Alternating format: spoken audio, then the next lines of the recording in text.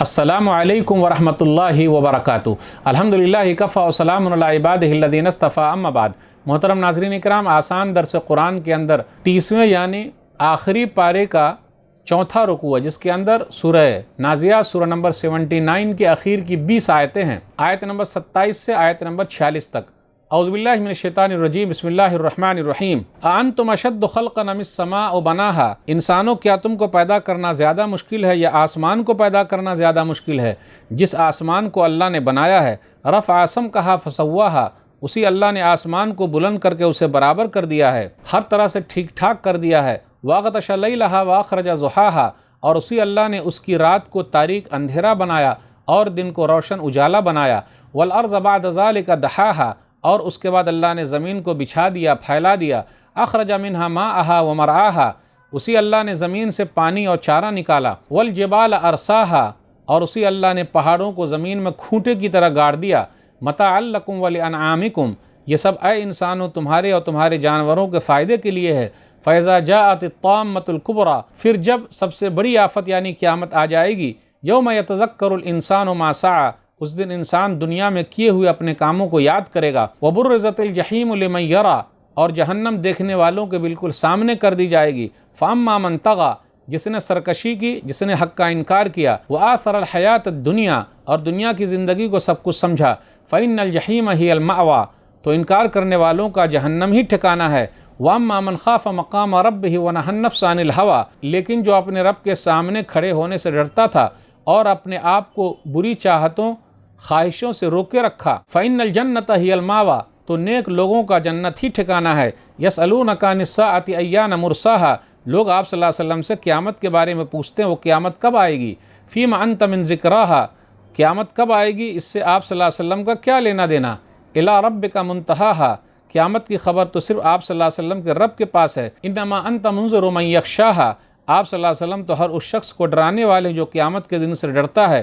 کانہم یوم یرونها لم یلبثوا الا عشیۃ او ضحاها، جب انکار کرنے والے قیامت کے دن کو دیکھ لیں گے تو سمجھ لیں گے کہ وہ دنیا میں یا قبر میں صرف ایک شام یا صرف ایک صبح ہی ٹھہرے رہے۔ ناظرین اکرام، آسان درس قرآن کے اندر 30ویں یعنی آخری پارے کا چوتھا رکوع ہے، جس کے اندر سورہ نازعات سورہ نمبر 79 کے اخیر کی 20 آیتیں ہیں، آیت نمبر 27 سے آیت نمبر 46 تک۔ آیت نمبر 27 پر غور کیجیے۔ انتم اشد خلقا ام السماء بناہا، اے انسانوں کیا تمہارا پیدا کرنا زیادہ مشکل ہے یا آسمان کا بنانا؟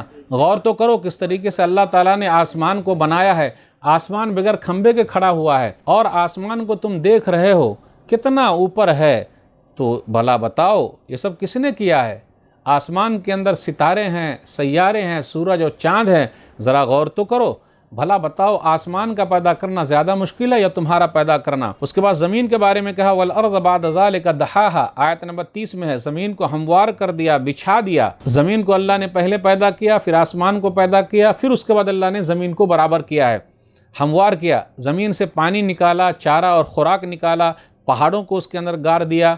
دحاہا، شتر مرغ کے انڈے کی طرح گول زمین کے بارے میں ہے، یا دنیا گول ہے اس کے بارے میں ذکر ہے۔ اخرج منہا ماءہا ومرعاہا، آیت نمبر 31 پر غور کیجئے کہ اللہ تعالیٰ نے اس سے پانی نکالا اور چارہ نکالا۔ اسی طرح کہا آیت نمبر 33 میں، متاعا لکم ولانعامکم، پانی کے ذریعے غور تو کرو کتنے فائدے کی چیزیں ہیں، چارہ تمہارے جانوروں کے کھانے کے لیے ہے۔ آیت نمبر 35 پر غور کیجئے، انسان جان جائے گا، یاد کرے گا جو اس نے پیش کیا ہے۔ یوم یتذکر الانسان ما سعی، دنیا میں جو اس نے کوشش کی سب وہاں جان جائے گا۔ ایسی کئی آیتیں قرآن کریم کے اندر ہے۔ سورہ قیامہ سورہ نمبر 75 آیت نمبر 13، یُنَبَّأُ الْإِنسَانُ يَوْمَئِذٍ بِمَا قَدَّمَ وَأَخَّرَ، انسان جان جائے گا جو اس نے آگے بھیجا اور پیچھے چھوڑا ہے۔ سورہ نبا سورہ نمبر 78 آیت نمبر 40، یوم ينظر المرء ما قدمت یداہ، آدمی جان جائے گا جو اس نے آگے بھیجا ہے۔ سورہ کہف سورہ نمبر 18 آیت نمبر 49، وَوَجَدُوا مَا عَمِلُوا حَاضِرًا وَلَا يَظْلِمُ رَبُّكَ أَحَدًا، انسان نے جو کیا ہے وہ اس کو پا لے گا، حاضر ہے، اور آپ کا رب کسی پر ظلم کرنے والا نہیں ہے۔ سورہ انفطار سورہ نمبر 82 آیت نمبر 5، عَلِمَتْ نَفْسٌ مَا قَدَّمَتْ وَأَخَّرَتْ،